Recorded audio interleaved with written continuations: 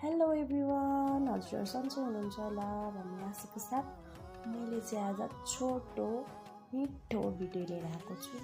हजुरहरूले चाहिँ पुरै हेरिदिनु होला है त साथीहरू।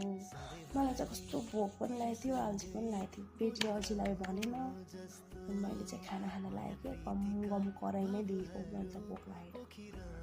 अनि कराइमै खायो नभनिदिनु होला है त।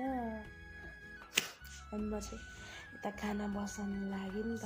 अनि नभने हाम्रो चाहिँ कामै अब खाना बसाल्ने, बिहान बेलुकाको काम सायद त्यही हुन्छ नि त। धेरै जस्तो खाना बसाल्ने, खाने त्यस्तै काम हुन्छ नि त।